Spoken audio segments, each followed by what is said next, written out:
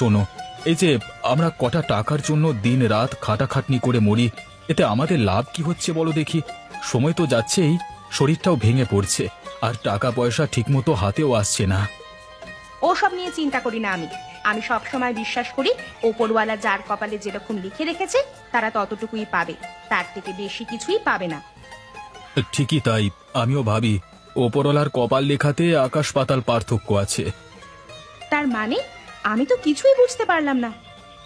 তুমি আমাদের গ্রামের বুড়ির কথাটাই ভাবো, ও কিছু না করেই ওর এত অর্থ সম্পত্তি যে সারা জীবন বসে বসে খাচ্ছে, আর আমরা এক টুকরো কাজের জন্য সারা দিন হাঁকুপাঁকু করে মরছি। বুড়িমার বাবা জমিদার ছিলেন, আর এদিকে শ্বশুরের সব সম্পত্তি তিনি পেয়েছেন। অতএব বুড়িমার দিকে তাকিয়ে মন খারাপ করবার কিছুই নেই। আমাদের সারা জীবন খাটাখাটনি করেই চলতে হবে, এটাই আমাদের ভবিতব্য। তাই ভাবছি গিন্নি, মাঝে মাঝে মনে হয় বুড়ির কাছ থেকে সমস্ত কিছু চুরি করে নিয়ে চলে আসি। ভুলেও ও কথা মুখে এনো না। কারুর চুরি করে রাজভোগ খাওয়ার থেকে নিজে কষ্ট করে দুটো পান্তা ভাত খাওয়া অনেক আনন্দের। যাক গিন্নি, সত্যি তোমার মানসিকতা দেখে আমি খুব খুশি হলাম।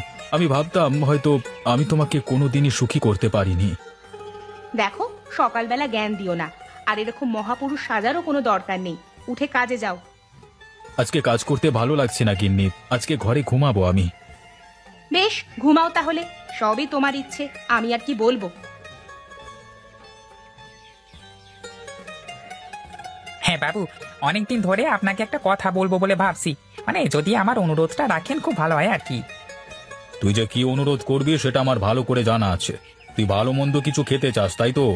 অনেকদিন তো খাওয়া দাওয়া ঠিক মতো হয়নি, আমি বুঝতে পারছি। হ্যাঁ বাবু, ওই কথাটাই বলতে চাইছিলাম আপনাকে। আসলে বেশ কিছুদিন ধরেই পেটটা খালি খালি লাগছিল, তো ঠিকমতো খাওয়া দাওয়া হচ্ছিল না।